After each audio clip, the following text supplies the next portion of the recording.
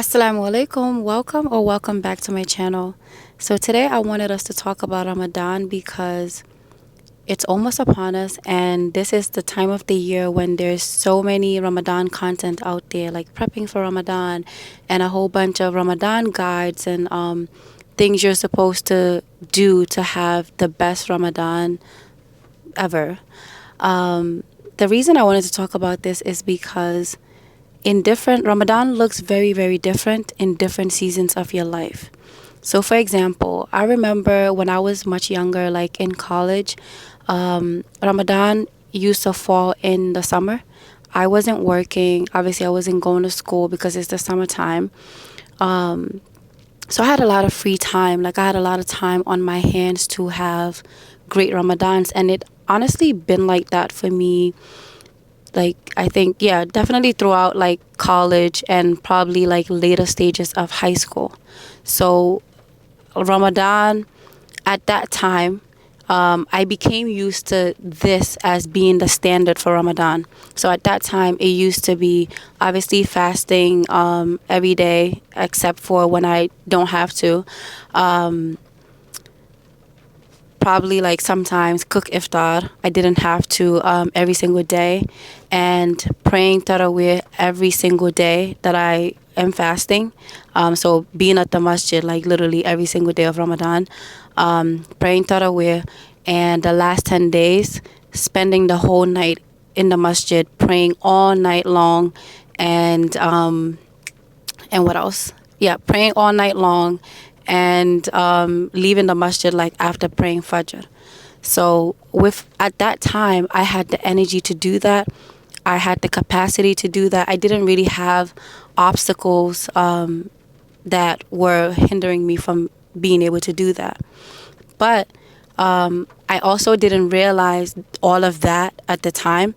So that for me became like what Ramadan truly is, and anything that's less than that in my eyes felt like nah, like that wasn't a good Ramadan for whatever reason.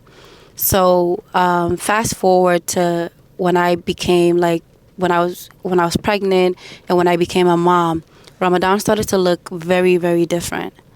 Very, very different. So obviously this is a different season of my life. And I remember being pregnant, like late pregnancy, having to go, I was still trying like my best to like go to the masjid. But standing a lot, like for long periods was just almost impossible. So I remember I would have to like sit out for some of, like I'll pray like probably like two, and then I'll sit down for like the next one because I'm just like exhausted.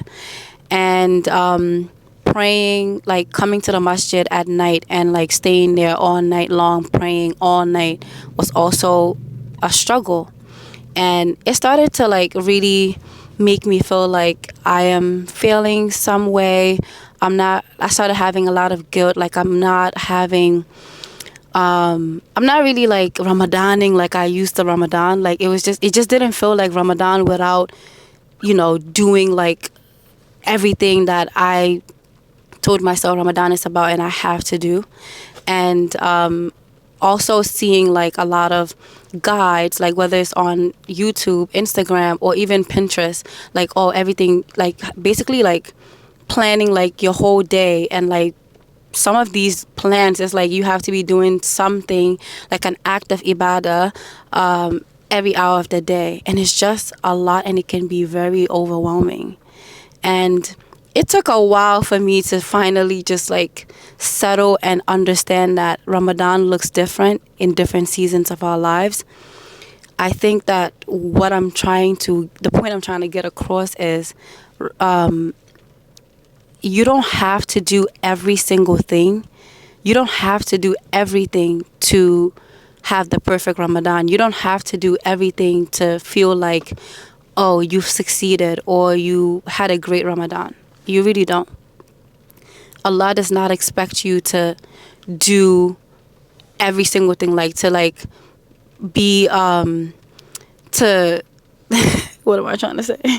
Like Allah does not expect you to be doing an act of worship every hour of the day, like during Ramadan, the way that some of these guides like would detail it. It's not about that. It's not at the core of it. That's not what it's about. Ramadan, it's about connecting back to Allah. It's about intention. It's about sincerity. It's about being conscious of Allah. It's about meeting yourself where you are and not exhausting yourself and burning yourself out. It didn't come for you to be burnt out. And something else I also think is very important to realize is that we need to understand and like redefine, not redefine actually, because it is what it is. It's just we need to really understand what ibadah is. Just like a lot of us think that if I'm not praying, if I'm not, doing dhikr, if I'm not reciting Quran all day, like then I'm not really worshiping. When that's actually not the fact. You cooking iftar for your family is an act of ibadah. You going to work to provide for your family is an act of ibadah. You taking care of your baby in the middle of the night because you're unable to go to the masjid because you have a young baby, you're taking care of them, they're not sleeping, and you're not even able to like pray tahajjud at home because the baby's up all night crying and you just being there and taking care of the baby. That's an act of ibadah.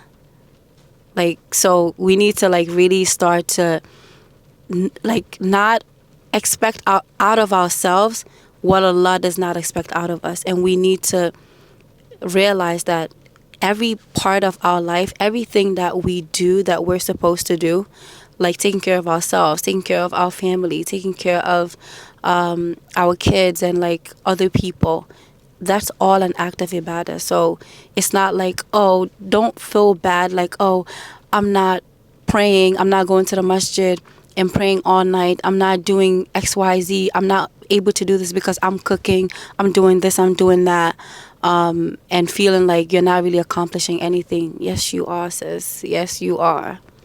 Yes, you are. So for this Ramadan 2026, try to take at least, like, meet yourself where you are. If you're like really exhausted and just tired and you literally have no energy and your capacity is low, do not try to exhaust yourself, because that's not what Allah's not asking you for that. Meet yourself where you are and be honest with yourself with what you're able to do. Pick one or two things that you can consistently do, because that's what it's about. It's not about making a whole plan of everything I'm going to be doing every hour of the day, or picking like 10 different things or 5 different things that you're going to be doing on top of everything else that's going on in your life, and burning out by like day 5 because it's just too much and you can't do it. So the small consistent deed is way better. So it's not about how much you're able to do, it's about the quality of what you're doing. You can literally say to yourself, I'm going to make sincere dua every single day of Ramadan. Like, that would be my addition. That would be the thing that I'm going to add to my day. Talking to Allah, pouring my heart out to Allah this entire Ramadan. And that can be life-changing for you. It can be like, this Ramadan, I just want to truly focus on istighfar. I'm going to try to make as much istighfar as I can during my day. And that's not something that will bound you to like something that you have to do.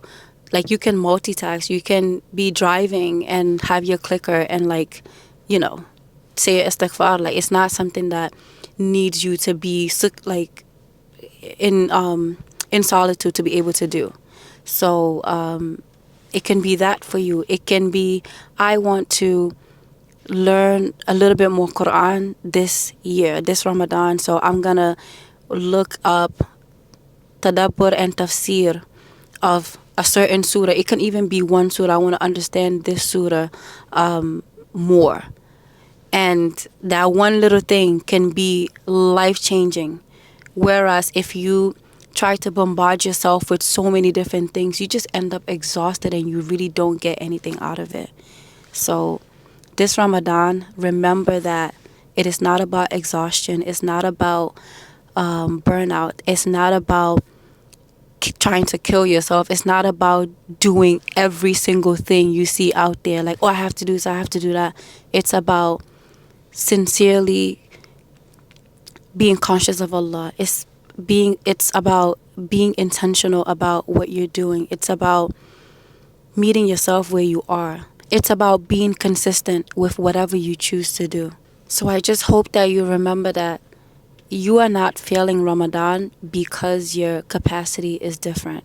Ramadan is going to look different in different seasons of your life. And that's okay. Pick one or two things and just focus on that. Focus on Allah. Focus on being present. Focus on being intentional. Focus on being aware of Allah. Focus on that one thing that's going to really get you closer to Him.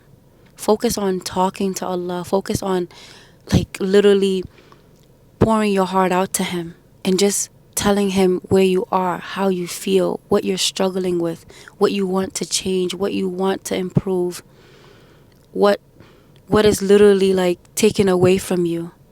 And just watch. So do not allow guilt to steal your Ramadan, to steal your joy, to steal this time that you can truly use to reconnect with Allah.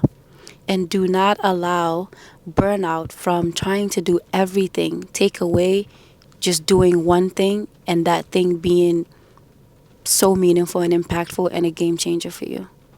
So if this Ramadan looks different for you, let it. Let it be honest. Let it be sincere. Let it be gentle. Let it be what it is.